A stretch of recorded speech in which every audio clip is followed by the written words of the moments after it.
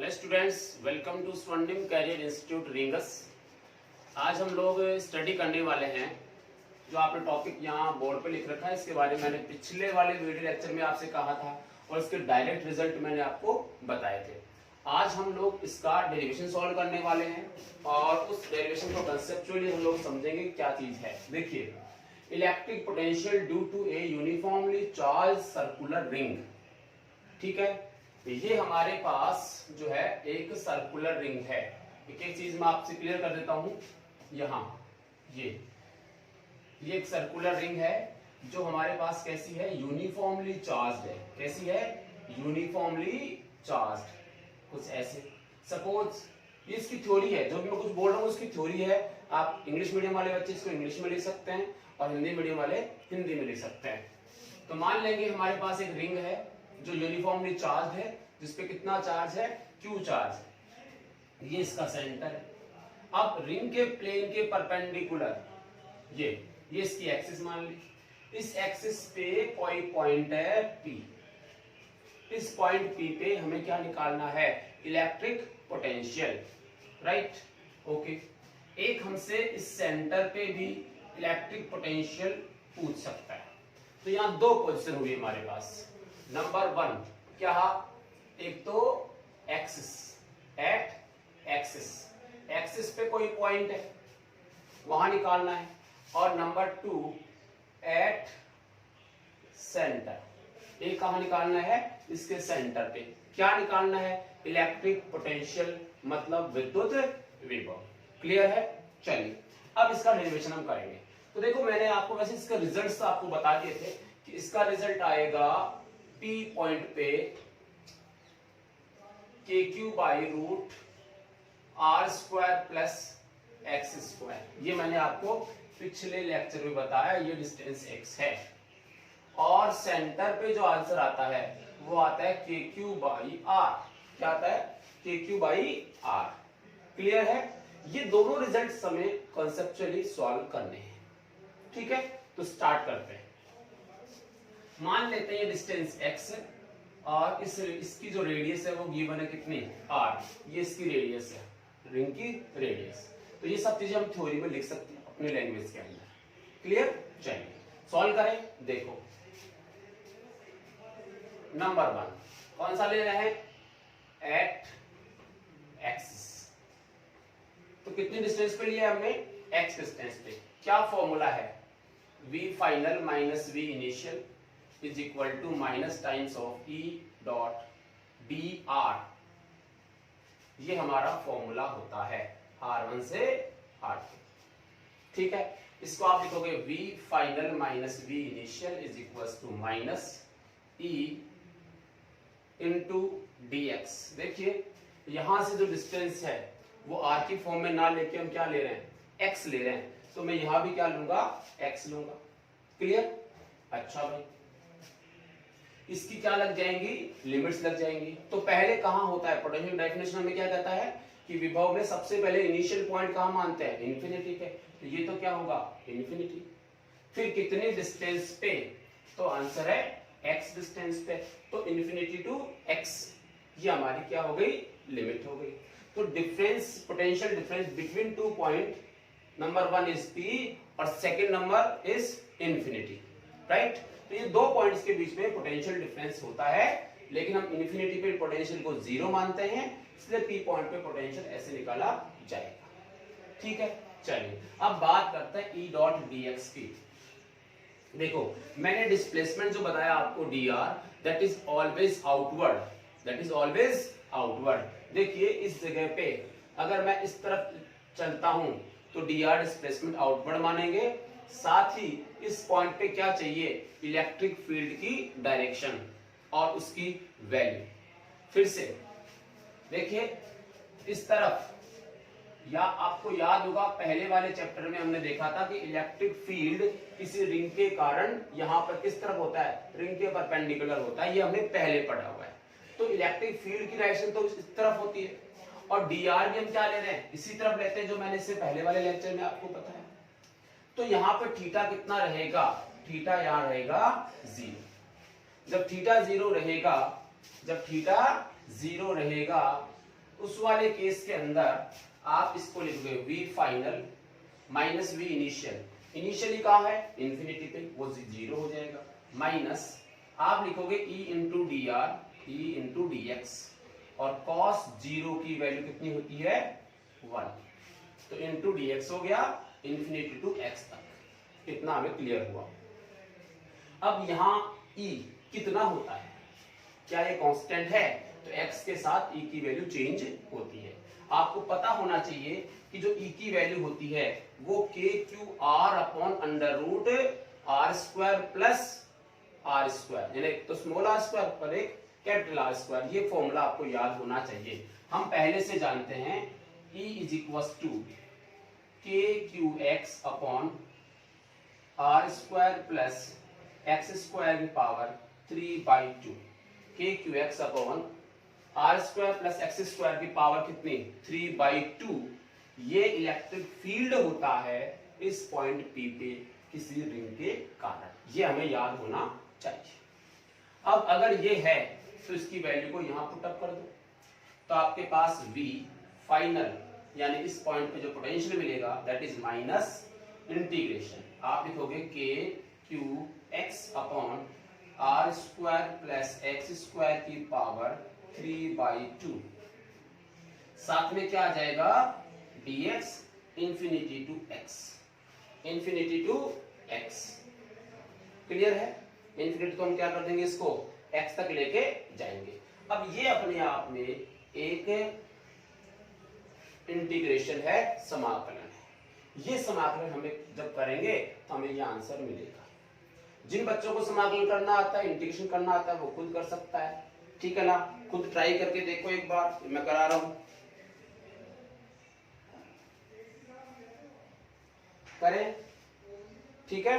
चलिए लिख लें, इतना रेगुलरली लिखते रहें, साथ साथ हर चीज का कंसेप्ट समझते जाइए। इतना हो गया। अब इसका समाकलन कैसे होगा देखिए, यह है जो प्रतिस्थापन विधि से इसका समाकलन होगा, ठीक है ना। तो सब्स्टिट्यूट करेंगे हम कुछ ना कुछ value, let r square plus x square is equal to t square. ये सॉल्व करने का तरीका होता है, r square plus x square is equal to t square. R क्या है, इसकी रेडियस, वो कैसी है कांस्टेंट, तो आप लिखोगे 2r dr, सॉरी कांस्टेंट है तो 0 आएगा, x का क्या लिखा जाएगा 2x dx, इसका आएगा 2t और dt, दो ने दो को मार दिया, यहां से क्या बचा x dx is equal to t into dt। मतलब इस x और dx की जगह हम क्या लिख सकते हैं t dt। एक चीज क्लियर हुई। और देखो और थोड़ा सा इजी बनाओ इसको, लिमिट्स क्या होंगी, लिमिट्स की बात करते हैं। लिमिट्स अब क्या चेंज हो जाएंगी, जब हमने ये रखा तो लिमिट्स भी चेंज होंगी, ठीक है ना। x की वैल्यू पहले कितनी है infinity, x is equal to infinity. जब इंफिनिटी होगा तो इंफिनिटी में कुछ भी ऐड करेंगे तो वैल्यू भी क्या हो जाएगी इंफिनिटी हो जाएगी। तो ध्यान देना, जब x is equal to infinity होगा तो t भी क्या होगा इंफिनिटी। तो x is equal to infinity पे t की वैल्यू भी क्या हो जाएगी इंफिनिटी हो जाएगी। At x is equal to x, x की वैल्यू कितनी x, तो ये बना x, ये क्या बनेगा t square is equal to r square plus x square, मतलब t इज इक्वल टू आया root r square plus x square. ये t की वैल्यू आ गई। तो अब आपकी लिमिट्स जो है वो भी t के फॉर्म में आ गई और फंक्शन में किसकी फॉर्म में है t की फॉर्म में, ठीक है। अब इसको सॉल्व करो।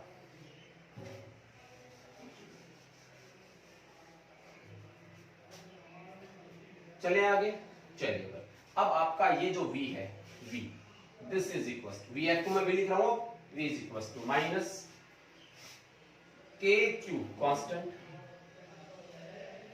इंटीग्रेशन, इंटीग्रेशन में x dx की जगह क्या लिखा जाएगा t dt upon r square plus x square की जगह क्या लिखा जाएगा t स्क्वायर, और पावर कितनी 3/2, और ये क्लियर हो गया।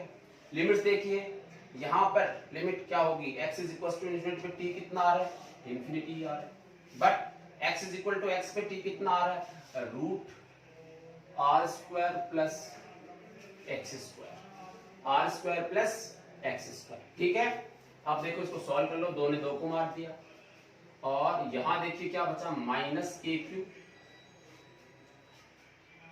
ये t की पावर 3 है, ये ऊपर जाएगा तो t की पावर कितनी जाएगी, -2, t की पावर -2, साथ में dt, इंटीग्रेशन इन्फिनिटी से लेकर कहां तक है, root r square plus x square.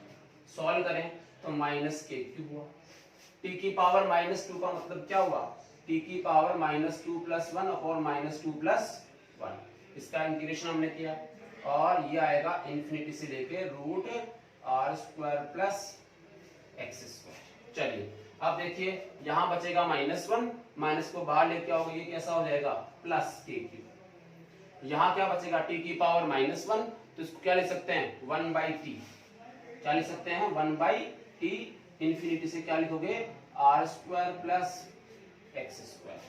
So this is equal to k q, upper limit तो t का डिवाइड होगा तो क्या आएगा, root r square plus x square minus lower limit कितनी, इन्फिनिटी, उसकी आंसर कितना हो जाएगा, 0। So v is equal to k q by root r square plus x square, ये जो मैंने आपको पहले बताया, प्रूफ हो गया। ये कंसेप्चुअली हमने इसको सॉल्व किया। देखो काम क्या कर रहे हैं हम, कहीं भी पोटेंशियल निकाल रहे हैं, फॉर्मूला कौन सा काम में ले रहे हैं, ये वाला। बट इस फॉर्मूले को काम में लेने से पहले क्या पता होनी चाहिए, इलेक्ट्रिक फील्ड, जिस पॉइंट पे हम पोटेंशियल निकालेंगे उसी पॉइंट पे आपको इलेक्ट्रिक फील्ड पता होना चाहिए, मतलब विद्युत क्षेत्र का ज्ञान होना चाहिए। ठीक है, ये पता होना चाहिए, इसको मैंने आपको आउटपुट बता ही दिया और ऐसे करके सॉल्व करेंगे तो आपका आंसर बिल्कुल करेक्ट आएगा। चलो ये एक्सिस पे हुआ, अब कहां निकालना है, इसके सेंटर पे। नंबर 2 कहां निकालना है, एट सेंटर। तो यार तुम लोग खुद देखो ना, अगर सेंटर पे निकालना तो इस पॉइंट को इधर लेके आओ और कहां पहुंचाओ, सेंटर पे, तो x की वैल्यू कितनी हो जाएगी, 0। सेंटर पे x की वैल्यू कितनी हो जाएगी भाई, 0 हो जाएगी। कितनी हो जाएगी, 0 हो जाएगी। ठीक है, अब जब सेंटर पे x की वैल्यू 0 हो जाएगी तो उस वाले केस के अंदर आपका v, यहां से v कहां, सेंटर, कितना आएगा, k q by root r square plus x square 0, then k q by r, center पे आंसर कितना होगा, के क्यू बाई आर। समझ आ गया। तो इसके दोनों आंसर जो है वो डेरिवेशन टाइप इस प्रकार से सॉल्व करते हैं। फाउंडेशन के बच्चों को ये दोनों याद भी होने चाहिए और इसका प्रोसेस भी आना चाहिए कॉन्सेप्चुअली। क्लियर है, ठीक है, फटाफट लिख लीजिए। अगला टॉपिक देखता हूं,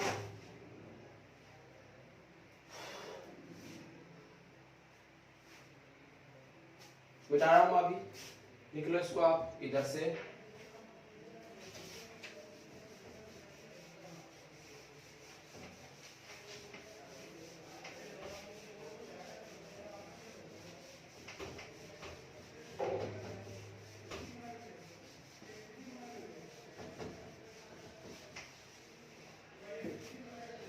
देखो अगला टॉपिक आपका इलेक्ट्रिक पोटेंशियल ड्यू टू, अगला टॉपिक लिखता हूं मैं यहां पे,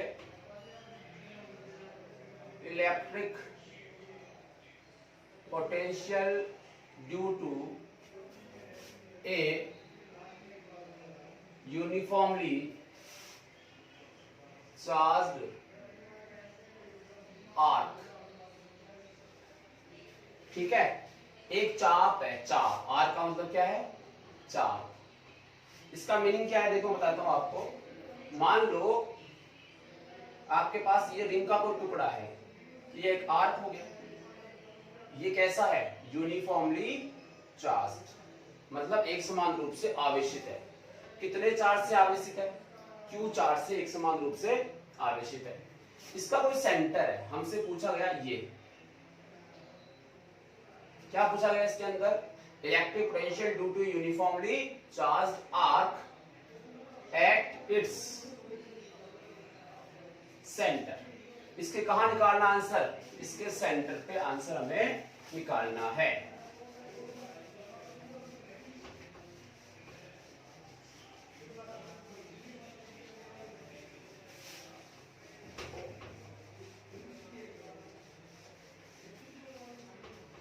सपोज हमें गिवन है अल्फा, यानी इस रिंग का या इस रिंग का छोटे से टुकड़े का आर्क का ये वाला पॉइंट से लेके एंड जो पॉइंट्स है उनके बीच का एंगल कितना दिया हुआ है? अल्फा। और मान लो इसकी रेडियस गिवन है कितनी? आर। ठीक है, इसका लीनियर चार्ज डेंसिटी मतलब क्या हुआ? रेखीय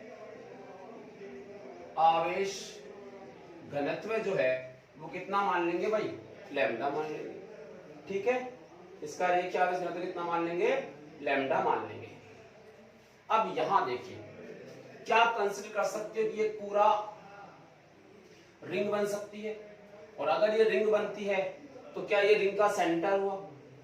ठीक है, अगर ये रिंग का सेंटर है तो V at point C is equal to KQ/R होना चाहिए according to this relation. KQ/R होना चाहिए, but this Q is what? ये Q क्या था? उस रिंग के ऊपर का चार्ज। बट यहां पर ये चार्ज कितना होगा? यहां पर ये चार्ज कितना होगा ये हमें देखना है। मान लो ये Q नहीं पता हमें, और हमें क्या गिवन है? गिवन है हमें रेखीय आवेश घनत्व लैम्डा। किसका रेखीय आवेश घनत्व कितना है? लैम्डा है। तो चार्ज का फॉर्मूला क्या होता है? चार्ज का लैम्डा इनटू इसकी डिस्टेंस, कितने सेगमेंट की बात हो रही है तो लैम्डा इनटू dl आ जाएगा। अगर ये l है तो यहां फिर क्या लिखा जाएगा? l लिखा जाएगा। छोटा सा dl लेंगे तो यहां क्या लिखा जाता है? dl लिखा जाता है। ठीक है, तो सोचिए इस q की जो वैल्यू होगी वो क्या होगी? तो Vc is equal to lambda into l, k यहाँ रहेगा अपॉन आर रहेगा। यस या नो? तो k lambda l upon r, but इसकी लेंथ हमें नहीं पता। हमें केवल क्या पता है? अल्फा पता है और लैम्डा पता है और इसकी रेडियस पता है। तो आपका आंसर इन्हीं की फॉर्म में आना चाहिए। ठीक है, कैसे करें? तो देखिए, this is l, this l is what? This l is arc. Arc क्या होता है? आर्क तो हमारा जानते क्या है? Angle is equal to arc upon radius, r upon radius. तो आपका जो आर्क होगा वो क्या होगा? Angle into radius, angle into radius. तो यहां लिखोगे के लैम्डा इनटू एल की जगह आर कितनी हो जाएगी? R into alpha upon r, r ने आर को मार दिया, k lambda alpha. This is the Vc। Center के ऊपर जो आपका पोटेंशियल आएगा that is k lambda alpha. इसको थोड़ा सा मैं स्टार लिख दूं। अल्फा स्टार मतलब ये है कि अल्फा मस्ट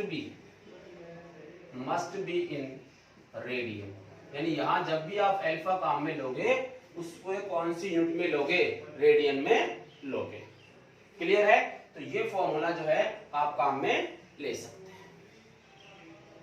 लिख ले फटाफट, लिख ले फटाफट। ठीक है, फिर आगे करते हैं।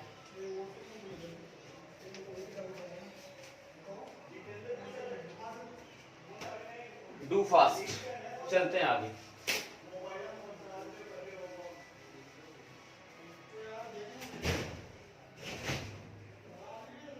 मिटा रहा हूं मैं।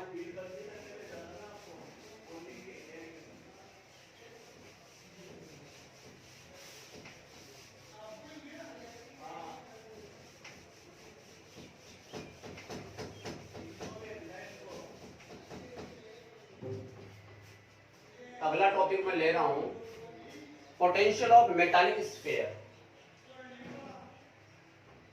इलेक्ट्रिक पोटेंशियल ऑफ मेटालिक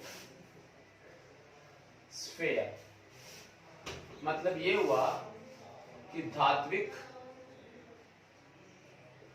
गोले के कारण विद्युत विभव, धात्विक गोले के कारण विद्युत विभव। ठीक है, बहुत बड़ा है बट बहुत छोटा सा, इसको हम सॉल्व करेंगे, फटाफट थोड़ा दिमाग लगाना, शॉर्ट में निपटाते हैं इसको। धात्विक गोले के कारण विद्युत विभव निकालना है, दिमाग लगाइए। मान लो ये गोला है और इस गोले को जो है चार्ज किया हुआ है, यूनिफॉर्मली चार्ज है। कैसा है? यूनिफॉर्मली। और वैसे देखो धात्विक है, जितना भी इसको चार्ज देंगे वो पूरा का पूरा चार्ज कहाँ होगा? सोचो, पूरा का पूरा चार्ज जो है इस गोले की सतह पे आ जाता है, ये आपको पता है। क्यों? क्योंकि चार्ज में आपस में प्रतिकर्षण होता है, रिपल्सन होता है। उस रिपल्सन के कारण पूरा का पूरा चार्ज कहाँ चला जाता है? इसकी सरफेस पे चला जाता है। और मान लो गोले की रेडियस कितनी है? r। ठीक है, और इस पे टोटल चार्ज कितना है? q। ठीक, अब क्या करें? अब साहब इसमें अगला हमें यहां पूछ सकता है कि इस गोले के कारण किसी डिस्टेंस स्मॉल r, किसी डिस्टेंस स्मॉल r पे इलेक्ट्रिक पोटेंशियल बताइए। या हमें सरफेस पे पूछ सकता है, या हमें कहीं बिंदु अंदर कोई पॉइंट हो उसके ऊपर पूछ सकता है, अंदर कहीं भी हो सकता है। तीन बातें ध्यान देना, A point, B point and C point. क्या इसका मतलब ये हुआ कि हमें इस स्फीयर के कारण तीन जगहों पे इलेक्ट्रिक पोटेंशियल निकालना है। तीन जगहों पे क्या निकालना बेटा? Electric potential. ओके, कैसे निकालेंगे देखो। तो एक तो आएगा आपका इलेक्ट्रिक पोटेंशियल, कहां आएगा? आउटसाइड। नंबर 2 कहां आएगा? Surface, at outside at surface. Number 3 आएगा इनसाइड। ये तीन हमारे सामने क्वेश्चन है, यानी बी आउटसाइड निकालना है due to a metallic sphere, V surface पे निकालना है और वी इनसाइड निकालना है। बहुत बढ़िया, ठीक है। चलिए अब एक एक का नंबर लेते, बड़ा सिंपल सा है, समझिए बात। नंबर वन मैं ले रहा हूं आउटसाइड, मतलब पॉइंट सी की बात हो रही है। तो हम जब पोटेंशियल डिफरेंस वाला जो फॉर्मूला लगाते हैं हमारे वाला, उसमें एक पॉइंट तो ये होता है, एक पॉइंट कौन सा होता है? इन्फिनिटी। तो क्या हम डायरेक्ट समझ जाएंगे VC इज इक्वल टू क्या आने वाला? VC माइनस VI, VI का मतलब 0, this is equal to minus times of E dot dr infinity to r। देखो minus times of E dot dr infinity to r। इसको एक पॉइंट चार्ज मान के यहाँ आंसर निकालते हैं। तो पॉइंट चार्ज के कारण जो आपका आंसर आता है वो का वो इसका आंसर होता है, that is aq by r। इसका आंसर यही आएगा, क्योंकि ए की वैल्यू किसी गोले के कारण जब आप निकालोगे, वो यहाँ पुटअप करोगे, पूरे को सॉल्व करोगे, वही आंसर आएगा जो एक पॉइंट चार्ज के कारण आता है। इसलिए बिल्कुल भी टेंशन नहीं लेने का। VC इस पॉइंट पे एज ए पॉइंट चार्ज मान लो पूरे को, और इसके कारण यहाँ पोटेंशियल आएगा KQ बाई R। इसको सॉल्व हमने पहले किया हुआ है, ठीक है। नंबर 2 देखिए, सरफेस की बात करते हैं। सरफेस यानी VB माइनस, यानी फर्स्ट पॉइंट कहां होगा? इन्फिनिटी पे, और सेकंड पॉइंट कहां होगा? B पॉइंट पे। तो इन्फिनिटी पोटेंशियल कितना होता है? 0। तो ये लिखा जाएगा इन्फिनिटी टू कहां तक? देखो वहां तो इन्फिनिटी से कहां लेके आए? R तक। अब इन्फिनिटी से कहां लेके आएंगे? कैपिटल R तक। ये डिस्टेंस तो कैपिटल R ही है, तो कैपिटल R लिखा जाएगा, और लिखा जाएगा E डॉट dr। ठीक है, सेम टू सेम प्रोसेस रहेगा। स्मॉल r क्या लिखा गया? केवल कैपिटल R। और इसको सॉल्व करेंगे तो हमारा आंसर क्या आएगा? KQ by capital R। बड़ा सिंपल। ध्यान दीजिए, इस पे इसके लिए कितना है? KQ by small r। इसके लिए कितना आएगा? सरफेस के लिए KQ बाई कैपिटल R। बड़ा सिंपल। ये हम वैल्यू पुट अप करेंगे और आंसर निकाल लेंगे। अब थर्ड वाला ऐसे नहीं होगा, थोड़ा दिमाग लगाना पड़ेगा। क्यों भाई? देखो इसका कारण है, यहां मानो, यहां मानो, यहां मानो, ये सब बाहर है। बाहर के लिए जो इलेक्ट्रिक फील्ड होता है वो KQ बाई R स्क्वायर होता है। क्या होता है? KQ by R square. Surface तक आओगे आप उधर से तो वो बाहर ही रहेगा, तब भी KQ by r square. Electric field की वैल्यू में कोई चेंज नहीं आता, फील्ड की बात कर रहा हूं, विद्युत क्षेत्र की। बट किसी गोले के बाहर विद्युत क्षेत्र कितना होता है, k q by r square, but अंदर कितना होता है, जीरो। कितना होता है, जीरो। अंदर किसी गोले के अंदर विद्युत क्षेत्र हमेशा कितना होता है, जीरो होता है। इसलिए जब हम डेफिनेशन पे जाते हैं तो इनफिनिटी से पहले कहां लेके आना पड़ेगा, इस बी पॉइंट तक। तब तो इलेक्ट्रिक फील्ड जो बिहेव करेगा वो कैसे करेगा, k q by r square. But जब अंदर से लेके इस वाले पॉइंट पे आएंगे, सरफेस से यहां तक आएंगे, उस समय इलेक्ट्रिक फील्ड की वैल्यू कितनी रहेगी, जीरो रहेगी। ठीक है, तो इसका हमें थोड़ा सा ध्यान रखना पड़ेगा। तो एक तो इंफिनिटी से लाना पड़ेगा बी पॉइंट पे, फिर बी से लाना पड़ेगा ए पॉइंट पे। उन दोनों में जो पोटेंशियल आएगा उसको ऐड करना पड़ेगा। थोड़ा सा सोचिए थोड़ा सा कि हम जो इंफिनिटी से इस बी पॉइंट तक लेके आएंगे, एक पोटेंशियल तो वो होगा, फिर बी से कहां तक लेके आएंगे, ए तक लेके आएंगे, तब एक पोटेंशियल फिर से होगा। दोनों पोटेंशियल्स को हम ऐड करेंगे तो हमारा resultant potential at point A मिल जाएगा। सो थर्ड की हम बात करें, इनसाइड कहीं भी हो सकता है, चाहे वो सेंटर हो और चाहे सेंटर के आसपास का कोई भी एरिया हो। सो दिस इज वी ए। तो वी ए आएगा माइनस, एक बार तो इनफिनिटी से कहां तक, बी तक, और क्या लिखोगे, ई डॉट डी आर। यहां तक लाने में वर्क डन आएगा, उसी को हमने इस फॉर्म में बनाया। प्लस में क्या ऐड करना है, माइनस। तो ये माइनस यही लिख देता हूं मैं, माइनस कहां से कहां तक, बी से ए तक, बी से ए तक। ठीक है, क्या लिखोगे, ई डॉट डी आर। यहां भी होना चाहिए, सही। चलो इसको सॉल्व करोगे, देखो e dot d r infinity to b, ये बी के लिए ही है, आर वाला जो है वो बी के लिए ही है। तो मैं यहाँ आर लिख लेता हूं। क्या इसकी वैल्यू कितनी आ रही है, के क्यू बाई आर।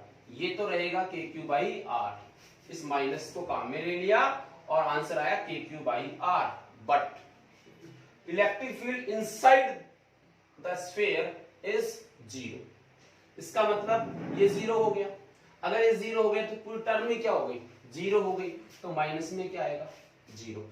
सो आपके पास ए जो इनसाइड आएगा वो भी कितना आया, k q by r. Very important result. यानी आपने एक चीज नोट की कि V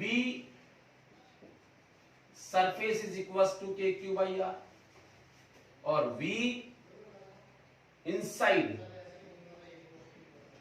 is equal to k q by r. तो इसका यह मतलब हुआ कि V सरफेस और V inside both are equal और that is equal to k q by r. मतलब अगर यहां पे पोटेंशियल 5 वोल्ट है तो यहां भी 5 वोल्ट, यहां भी 5 वोल्ट, यहां भी 5 वोल्ट, यहां भी 5 वोल्ट, सेंटर में भी 5 वोल्ट। हर जगह पे यही रहेगा। सरफेस पे जितनी वैल्यू है उतनी अंदर होती है। और देखिए सब जगह एक जैसा है, मतलब कांस्टेंट है। और ये हमेशा कैसा होता है, कांस्टेंट होता है। लेकिन एक चीज नोट करने वाले हो आप कि इस स्फीयर के अंदर इलेक्ट्रिक फील्ड कितना, जीरो। बट क्या पोटेंशियल जीरो है, नहीं। पोटेंशियल कितना है, के क्यू बाई आर। कितना है भाई, के क्यू बाई आर। तो विद्युत विभव की वैल्यू जीरो है, बट विद्युत विभव की वैल्यू तो जीरो नहीं है। बट किसकी वैल्यू जीरो है, विद्युत क्षेत्र की वैल्यू जीरो है। Very very important result. Clear है, ये जो है आप याद रखेंगे, रह जाएगा याद। इसमें छोटे मोटे क्वेश्चन आते हैं, जैसे कि मान लो आपको बोला गया कि एक आपके पास स्फीयर है, उसके ऊपर 5 वोल्ट का जो है पोटेंशियल है, तो उसके सेंटर से 5 सेंटीमीटर पे जो है कितना वोल्टेज होगा, तो उतना ही होगा। इतना कितना किस पे है, सरफेस पे। तो सरफेस के लिए उसके लिए दोनों के लिए सेम होता है। ठीक है, एक चीज और देख सकते हो आप यहां से, वो ये है कि हम जानते हैं E is equal to minus dv by d r होता है, राइट। यहां से पता था कांस्टेंट कैसे होता है, E इज इक्वल टू क्या होता है, डीवी बाई डी आर। अब सोच, हम जानते हैं कि अंदर E क्या है, जीरो। E इनसाइड कितना है, जीरो। जब ये जीरो हुआ तो क्या dV is equal to zero हुआ, यानी change in potential is equal to zero. ये कब हो सकता है? जब v is equal to constant. समझ आई बात? इसका मतलब किसी भी स्फीयर के अंदर विद्युत विभव की वैल्यू कितनी होती है? हमेशा 0 होती है, जबकि विद्युत विभव की वैल्यू हमेशा कितनी कैसी होती है? कांस्टेंट होती है। और कितनी होती है? KQ by capital R। But विद्युत क्षेत्र की वैल्यू अंदर कितनी होती है? 0। इसके अलावा सबकी वैल्यूज हम पहले से निकाल चुके हैं। क्लियर होगी बात? अब इसका एक ग्राफ बना के देखो आप। यही बना देता हूं मैं ग्राफ, बड़ा सिंपल सा ग्राफ है। देखो इस तरफ हम ले रहे हैं डिस्टेंस, दिस इज R, और इस तरफ ले लीजिए आप वोल्टेज। ठीक है, अब देखो ये मान लीजिए स्फीयर का सेंटर, ये मान लीजिए कैपिटल R इज रेडियस के बराबर। ये क्या है? R से कम, और ये क्या है? R से ज्यादा। ठीक है भाई, ओके। अब देखो इस सेंटर पे वैल्यू कितनी है? तो आंसर है KQ बाई R। इस सेंटर के पास में कितनी है? KQ by R। कहां तक ऐसा हो रहा है? सरफेस तक। यानी कोई मान लीजिए V की वैल्यू KQ बाई R है, वो कहां तक है? इसकी रेडियस तक। जैसे इसके सरफेस के बाहर आएंगे तो आउटसाइड आए, और आउटसाइड पे V कैसा रिलेट कर रहा है? 1 बाई R के सापेक्ष। यानी ये V is proportional to 1 by R here. यहां तो ये रह जाएगा, ठीक है, और यहां कैसा है? कांस्टेंट है। क्लियर है? ये सेंटर हो गया इसका। तो ये इसका क्या आ जाएगा? ग्राफ आ जाएगा V की वैल्यू R के साथ किस प्रकार से चेंज होती है। ठीक है बेटा? तो आज के वीडियो लेक्चर में हम लोग इतना ही पढ़ेंगे। इससे बेस्ट जो है न्यूमेरिकल्स जो आप लोग कर लेंगे अपनी कॉपी के अंदर से, और एक डीटीपी मैं आपको दे ही रहा हूं, उससे आप सॉल्व कर लेंगे। ओके, तो ये क्वेश्चंस आप सॉल्व कर लीजिए। Thank you.